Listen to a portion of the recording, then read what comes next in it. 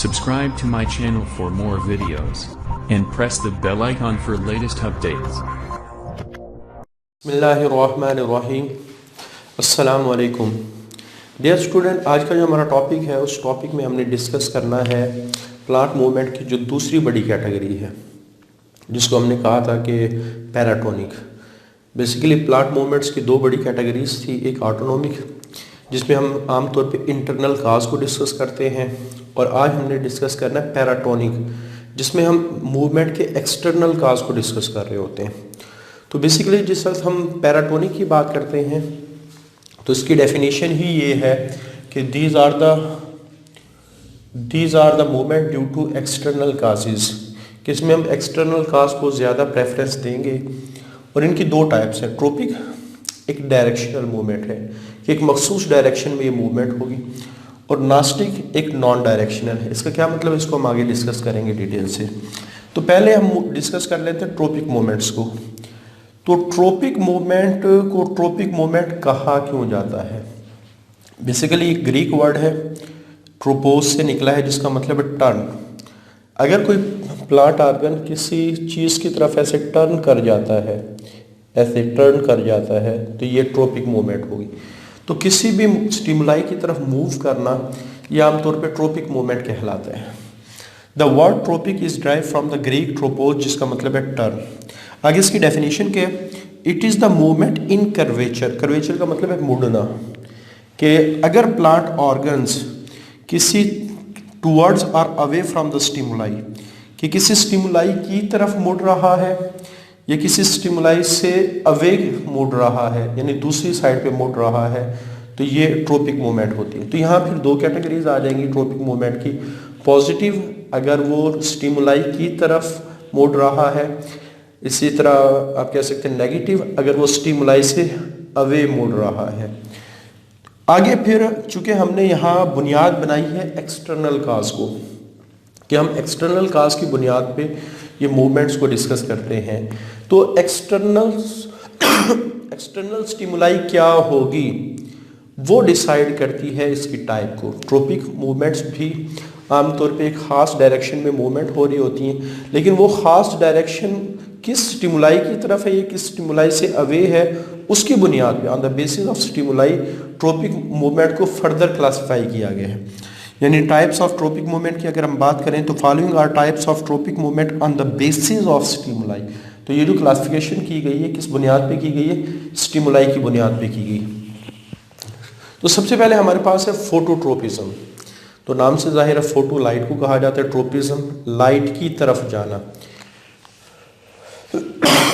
तो parts of movement of parts of plant in response to stimulus of light, कि light की stimulus की तरफ अगर प्लांट का कोई पार्ट मूव कर रहा है तो ये फोटोट्रोपिज्म कहलाते हैं। आमतौर पे रूट और स्टेम आपने देखा होगा, स्टेम ऊपर की तरफ जाता है टुवर्ड द लाइट, रूट्स नीचे की तरफ जाती है। तो आप कहेंगे stem positive phototropic movement show कर रहा है और रूट्स नेगेटिव कर। अब ये मूवमेंट क्यों होती है, कल भी हमने डिस्कस किया था। इसका अगर इंटरनल काज देखें तो ये ग्रोथ है, कि जैसे फॉर एग्जांपल बास स्टेम ऐसे हैं कि वो लाइट की तरफ इस तरफ बेंड कर जाते हैं। क्या क्यों करते हैं? क्योंकि जो लाइट के अपोजिट साइड है वहाँ ग्रोथ ज़्यादा हो जाती है और हमने कहा था जिस साइड पे ग्रोथ ज़्यादा होती है बेंडिंग उसके अपोजिट डायरेक्शन में होती है।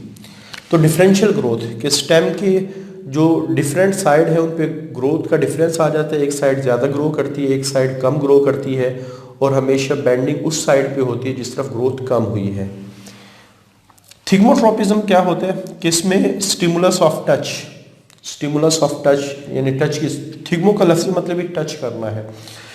तो अगर टच की स्टिमुलस हो तो ये थिग्मोट्रोपिज्म कहलाता है। जैसे क्लाइंबिंग वाइन, आपने बेलों को देखा होगा, अक्सर सॉलिड ऑब्जेक्ट के इर्द ऐसे चढ़ रही होती हैं, तो इसको हम कहते हैं क्लाइंबिंग वाइन।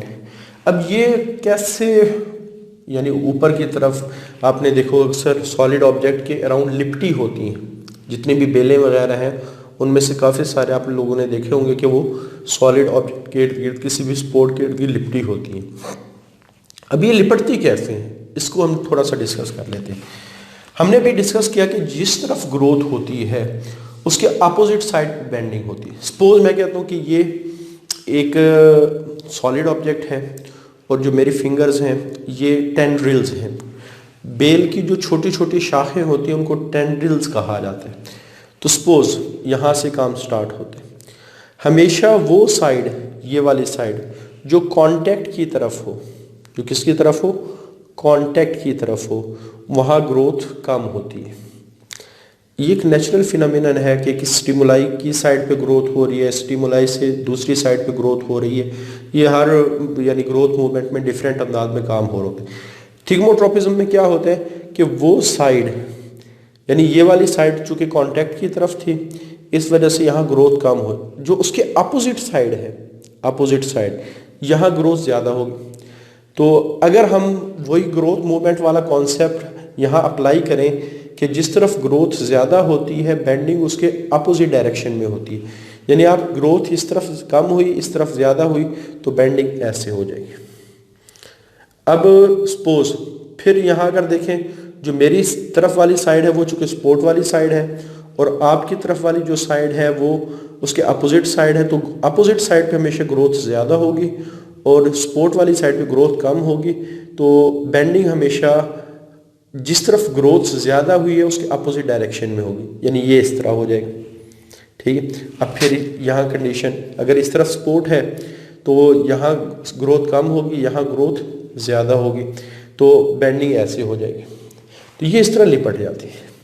हमेशा कांटेक्ट वाली साइड पे ग्रोथ कम होती है और उसकी अपोजिट साइड पे ग्रोथ ज़्यादा होती है, जिसकी वजह से क्वाइलिंग शुरू हो जाती है। यानी पहले ऐसे, फिर ऐसे, फिर ऐसे, फिर दोबारा ऐसे, तो ये ऐसे प्रोसेस चलता रहेगा।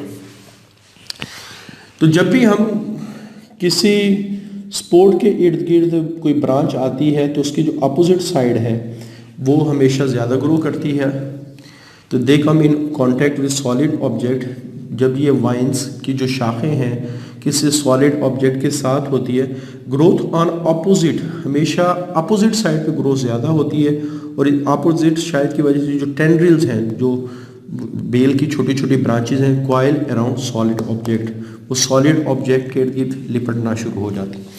उसके बाद कीमोट्रोपिज्म केमिकल्स की वजह से है, जैसे फंगल हाइफी, ये न्यूट्रिएंट्स की तरफ मूव करते हैं। अब यहाँ हमने फंजाई का वर्ड इस्तेमाल किया है, हालांकि फंगल किंगडम प्लांटी में शामिल नहीं है। हम टॉपिक डिस्कस करें प्लांट मूवमेंट, लेकिन यहाँ में भी पॉसिबल है, जो बुक वाले ने यहाँ क्लासिफिकेशन की है प्लांटी की, हो सकता है मे बी फंजाई को शुरू में जब 2 किंगडम बनाए गए थे, किंगडम प्लांटी, किंगडम एनिमिलिया, उस वक्त फंजाई को किंगडम प्लांटी के अंदर ही रखा गया था, तो शायद उस क्लासिफिकेशन को फॉलो किया हो। तो बहरहाल तो फंगल ये मूवमेंट्स प्लांट्स में नहीं आता, लेकिन चूंकि पुरानी क्लासिफिकेशन में इसको फंजाई को प्लांट के साथ रखा गया था, मे भी हो सकता है इसी वजह से बुक वाले ने यहाँ लिख दिया हो। उसके बाद हाइड्रोट्रोपिज्म, पानी की तरफ मूव करना, या पानी से, जैसे रूट्स हैं पानी की तरफ जाती हैं, जो स्टेम है पानी से ऊपर की तरफ जाता है, तो movement in response to water, growth of root positive और ग्रोथ ऑफ स्टेम नेगेटिव। इसी तरह जियोट्रोपिज्म या ग्रेविट्रोपिज्म, ये ग्रेविटी की वजह से है, जो रूट है वो पॉजिटिव और जो स्टेम है वो नेगेटिव, क्योंकि रूट्स नीचे जाती हैं, ग्रेविटी नीचे होती है और स्टेम ऊपर की तरफ जाता है।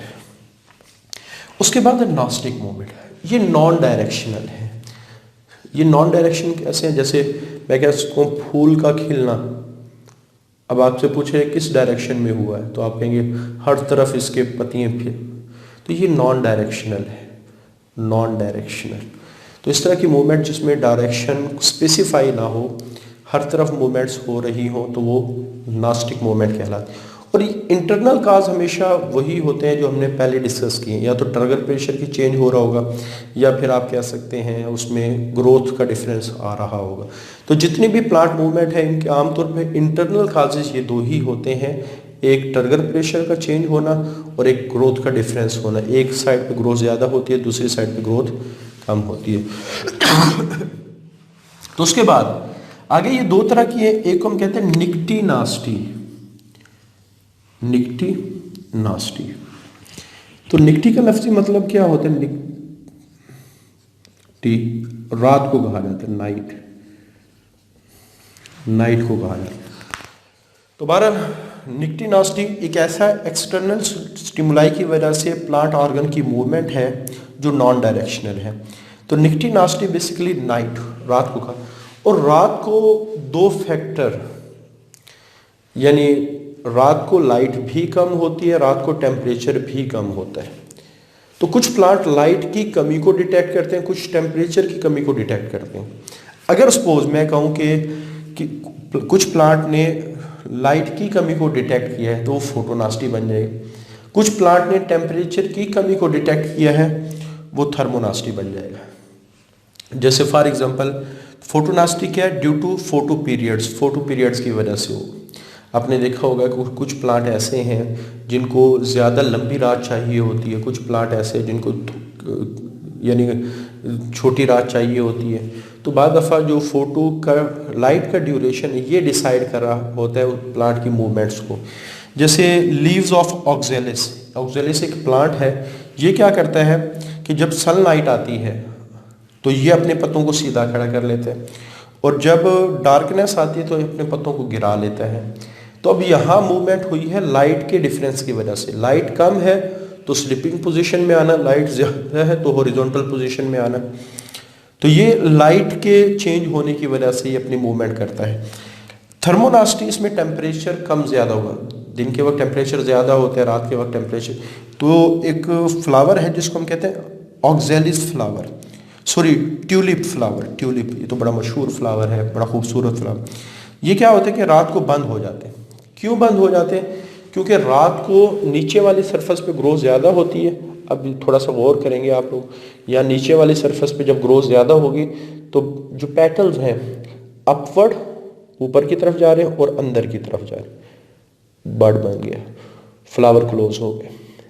तो हमेशा, और ये जो मूवमेंट है ये टेम्परेचर की कमी को डिटेक्ट करने की वजह से होती है।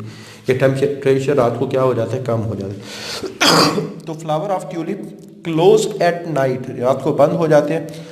ज़्यादा ग्रोथ लोअर साइड पे होती है जिसकी वजह से जो पेटल्स हैं वो ऊपर की तरफ और अंदर की तरफ, ऊपर की तरफ अंदर की तरफ बड बंद हो जाएगी। ठीक है। उसके बाद आपने दूसरी नास्टिक मूवमेंट की टाइप हेप्टोनास्टिक, जिसमें कांटेक्ट देखा जाएगा। आपने फर्स्ट ईयर में एक प्लांट की मूवमेंट्स पढ़ी होंगी जिसको हम वीनस फ्लाई ट्रैप कहते हैं। उसकी सरफेस इस तरह होती है, बाई लोब होती है, दो लोब होते हैं। सरफेस पे आके कोई इंसेक्ट वगैरह के टच करते हैं फौरन बंद हो जाए। तो ये जो एक्शन है वीनस फ्लाई ट्रैप का, तो ये हेप्टोनास्टिक है, ये किसी कांटेक्ट की वजह से है। तो जब भी कोई चीज़ आके टच करती है, अगर मूवमेंट हो तो फिर वो हेप्टोन। अब ये जो बंद होना है, अब किस डायरेक्शन में, कोई डायरेक्शन नहीं, हर तरफ से ये बंद हो रहा है। तो ये हमारे पास प्लांट मूवमेंट थी पैराटोनिक।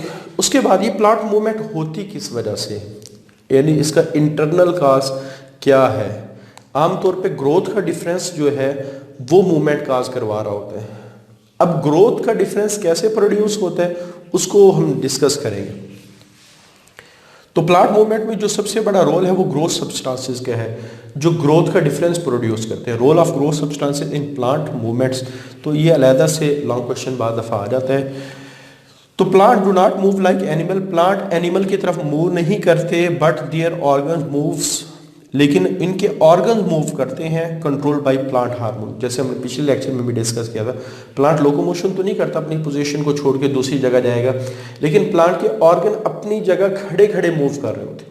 जैसे पत्तियां कभी बंद हो रही होती हैं, कभी खुल रही होती हैं, ठीक है। जैसे स्टेम है ऊपर जा रहा होता है, यानी रूट नीचे जा रही होती है। तो ये मुख्तलिफ डायरेक्शन में मूवमेंट हो रही है प्लांट ऑर्गन, और इन मूवमेंट को कौन कंट्रोल करता है, प्लांट हार्मोन्स। तो जैसे phototropism, oxygen play a major role. तो ऑक्सीजन का इस मूवमेंट में एक बहुत बड़ा रोल है, और ये कहा जाता है, जैसे फॉर एग्जांपल पहले आपने एक बात याद रखनी, कोलियोपेटाइल स्टेम क्या होते हैं, सीड से निकलने वाला स्टेम कोलियोपेटाइल उस वक्त कहलाएगा जब इसके ऊपर एक कवरिंग होगी जिसको कोलियोपेटाइल कहा जाता है, कोलियोपेटाइल कवरिंग। तो आमतौर पे अगर इस स्टेम को हम बड़ा करके देखें तो ये जो स्टेम है जिसके ऊपर कवरिंग है ये कोलियोपेटाइल स्टेम है। सपोज मैं कहता हूँ कि यहाँ हमारा सूरज है और इससे लाइट आ रही है, इसको हमने बड़ा करके ठीक हो गया। तो सबसे पहले इस स्टेम के अंदर ऑक्सीजन रिलीज होता है, और ऑक्सीजन, ये सपोज मैं कहता हूँ ए साइड है, ये बी साइड है, तो दोनों साइड पे इक्वली रिलीज नहीं होता। हमेशा ऑक्सीजन की रिलीज उस साइड पे ज्यादा होगी जो लाइट के अपोजिट है। यानी आप कह सकते हैं कि ए साइड पे रिलीज ऑक्सीजन की क्या होगी, बहुत ज्यादा होगी, और बी साइड पे रिलीज कम होगी। अब इस कॉन्सेप्ट को हम कहेंगे अनइक्वल डिस्ट्रीब्यूशन ऑफ ऑक्सीजन। तो oxygen play a major role. It is believed, ये ख्याल किया जाता है that unequal distribution of oxygen in coleoptile stem, ये जो कोलियोपेटाइल स्टेम है इसकी समझ आ गई होगी। अगर स्टेम के ऊपर कवरिंग हो, उस कवरिंग को कोलियोपेटाइल कहा जाता है, और वो स्टेम जिसके ऊपर ये कवरिंग हो उसको कोलियोपेटाइल स्टेम कहा जाता है। अब जिस साइड पे ऑक्सीजन क्या करता है कि हमेशा स्टेम के अंदर ग्रोथ को प्रमोट करता है, तो इसका मतलब ये हुआ कि ऑक्सीजन की रिलीज जहां ज्यादा होगी वहां ग्रोथ भी ज्यादा होगी। यानी आप कह सकते हैं ये ग्रोथ, बड़े बड़े सेल बनेंगे ऐसे, और दूसरी साइड पे सेल छोटे रह जाएंगे। तो जिस तरफ ग्रोथ होती है बेंडिंग हमेशा उसकी, तो लाइट की तरफ मूव करेंगे, जिसको हम कहेंगे पॉजिटिव फोटोट्रोपिज्म होती है। तो यही बात लिखी गई है कि unequal distribution of oxygen in coleoptile stem lead to unequal cell enlargement, के सेल की इनलार्जमेंट डिफरेंट होगी, causing bend of organ towards light, और जो बेंड है वो लाइट की तरफ होगा। तो आप देखें कि यहाँ ऑक्सीजन ने ग्रोथ का डिफरेंस क्रिएट किया, और उस ग्रोथ के डिफरेंस की वजह से बेंडिंग अपोजिट डायरेक्शन में हुई है। उसके बाद जियोट्रोपिज्म, दो तरह के ऑर्गन शो करते हैं। स्टेम नेगेटिव है क्योंकि वो ऊपर जाता है, रूट पॉजिटिव है वो नीचे जाते हैं क्योंकि ग्रेविटी नीचे होती है। ठीक है, शोन बाय रूट्स। अच्छा, इसको पहले मैं समझा के फिर दोनों को इकट्ठे ही रीड करवा दें। जैसे मैं कहता हूं कि ये एक रूट का पार्ट है, ये एक स्टेम का पार्ट है, इसको रूट लिख देते हैं, इसको हम स्टेम लिख देते हैं। अब होता क्या है, हमेशा जिस डायरेक्शन में ग्रेविटी होती है ऑक्सीजन उस डायरेक्शन में ज्यादा रिलीज होता है। लाइट के केस में क्या होता है, अपोजिट डायरेक्शन में ज्यादा रिलीज होते हैं। तो सपोज मैं कहता हूं कि ऑक्सीजन नीचे वाली डायरेक्शन में ज्यादा रिलीज होगा और ऊपर वाली डायरेक्शन में कम रिलीज होगा। यहां भी नीचे वाली डायरेक्शन में ज्यादा रिलीज होगा और ऊपर वाली डायरेक्शन में कम रिलीज होगा। ठीक हो गया। अब ये जो अनइक्वल डिस्ट्रीब्यूशन ऑफ ऑक्सीजन है ये ग्रेविट्रोपिज्म या जियोट्रोपिज्म काज करते हैं। कैसे? एक बात, रूट में ऑक्सीजन ग्रोथ इनहिबिटर है, स्टेम में ऑक्सीजन ग्रोथ प्रमोटर है। ये बिहेवियर इसका एक नेचुरल बिहेवियर कि रूट में ये इनहिबिट करता है ग्रोथ को और स्टेम में ये प्रमोट करता है। अगर ग्रोथ इनहिबिटर है तो जहां इसकी अमाउंट ज्यादा होगी वहां ग्रोथ कम होगी। रूट में चूंकि ग्रोथ इनहिबिटर है तो ऑक्सीजन की अमाउंट बढ़ने से ग्रोथ कम होगी। ठीक है, तो इसका अगर डिफरेंस है तो नीचे वाली साइड पे ऑक्सीजन ज्यादा है, ऊपर वाली साइड पे ऑक्सीजन कम है। तो अगर आपसे पूछा जाए कि रूट में ऊपर वाली सरफेस पे ग्रोथ ज्यादा होगी या नीचे वाले, तो आप कहेंगे चूंकि ग्रोथ इनहिबिटर है ऑक्सीजन रूट में तो नीचे ऑक्सीजन की अमाउंट ज्यादा है तो ग्रोथ नीचे ज्यादा इनहिबिट होगी। तो इसका मतलब है अपर साइड ज्यादा ग्रो करेगी, तो यहां ग्रोथ ज्यादा होगी और यहां ग्रोथ कम होगी। जी, ग्रोथ मूवमेंट का एक रूल है, हमेशा जिस तरफ सेल इनलार्जमेंट ज्यादा हुई है बेंडिंग हमेशा उसके अपोजिट डायरेक्शन में होगी। तो नीचे आ गया। अच्छा, स्टेम में ग्रोथ प्रमोटर है, तो प्रमोटर जहां ऑक्सीजन ज्यादा होगा वहां ग्रोथ ज्यादा होगी, जहां ऑक्सीजन कम होगा वहां ग्रोथ कम होगी। तो इसका मतलब ये हुआ कि नीचे ग्रोथ ज्यादा होगी क्योंकि ऑक्सीजन ज्यादा है, ऊपर ग्रोथ कम होगी क्योंकि ऑक्सीजन ऊपर कम है। तो ग्रोथ के अपोजिट डायरेक्शन में बेंडिंग होगी। ठीक है, तो रूट्स नीचे जाएंगी और स्टेम ऊपर जाएगा। तो geotropism positive shown by the roots, ये रूट्स शो करती हैं। ऑक्सिन क्या करता है, रूट सेल की ग्रोथ को इनहिबिट करता है। इफ रूट कर्व्स डाउन, अगर रूट्स ने नीचे जाना है, the cells of upper surface therefore elongate, ऊपर वाले सेल लंबे होंगे। तो नेगेटिव कौन शो करता है, शोन बाय स्टेम, ये स्टेम शो करता है। तो अगर स्टेम ने ऊपर जाना है तो स्टेम के अंदर ऑक्सीजन ग्रोथ को स्टिमुलेट करता है। तो cells of lower surface elongate and stem curves upper. हालांकि दोनों में नीचे ही ऑक्सीजन रिलीज हुआ है, यहाँ ज़्यादा होने की वजह से ज़्यादा ग्रोथ रुक गई, ऊपर वाले कम होने की वजह से ग्रोथ ज़्यादा हुई। यहाँ ज़्यादा ऑक्सीजन नीचे होने की वजह से ग्रोथ ज़्यादा हुई, क्योंकि यहाँ ग्रोथ प्रमोटर्स है। उसके बाद नास्टिक मूवमेंट, नास्टिक मूवमेंट में भी यही होता है कि एक साइड ज़्यादा ग्रो कर रही होती है क्योंकि वहाँ ग्रोथ प्रमोटर रिलीज हो रहे होते हैं, एक साइड कम ग्रो कर रही होती है क्योंकि वहाँ ग्रोथ इनहिबिटर रिलीज हो रहे होते हैं। जैसे आमतौर पे एपिनास्टी में क्या होता है कि ऊपर ग्रोथ ज़्यादा होती है, जिसकी वजह से बाहर की तरफ मूवमेंट होगी और बड ओपन हो जाएगा। लेकिन ये ऊपर वाले पोर्शन में आमतौर पे ऑक्सीजन ज़्यादा रिलीज होते हैं। हाइपोनास्टी में क्या होता है, नीचे ग्रोथ ज़्यादा होती है, जिसकी वजह से मूवमेंट अपवर्ड और इनवर्ड होगी और बड क्लोज, और नीचे वाले पोर्शन में आमतौर पे ज़्यादा जिब्रेलिन काम करता है। तो यहाँ ग्रोथ का बढ़ना ऑक्सीजन की वजह से, जिसकी वजह से एपिनास्टी हुई, बड ओपन हुआ। हाइपोनास्टी में नीचे आमतौर पे ज़्यादा ग्रोथ हो रही होती है और ये जिब्रेलिन की वजह से बड क्लोज। तो एपिनास्टी ऑक्सीजन की वजह से, जो जिब्रेलिन है उसकी वजह से हाइपोनास्टी काज हुई। तो ये आप देखें, प्लांट हार्मोन्स का जो बहुत बड़ा रोल है वो ये है कि वो पहले ग्रोथ का डिफरेंस क्रिएट करते हैं और ग्रोथ के उस डिफरेंस की वजह से एक मखसूस डायरेक्शन में बेंडिंग होती है, मूवमेंट होती है। तो बहरहाल ये हमारे पास प्लांट मूवमेंट में ग्रोथ सब्सटेंसेस का रोल था कि वो कैसे मूवमेंट काज करती है। उसकी चंद एग्जांपल आपकी बुक में दी गई हैं। बहुत इंपॉर्टेंट टॉपिक है ये वाला, और ये इसमें से आमतौर पे शॉर्ट क्वेश्चन ज़्यादा पूछे जाते हैं। लॉन्ग क्वेश्चन के तौर पे भी आ सकता है, लेकिन इंपॉर्टेंस इसकी शॉर्ट क्वेश्चन के लिहाज से ज़्यादा है। आज के लिए इतना ही। अल्लाह हाफिज़। Subscribe to my channel for more videos and press the bell icon for latest updates.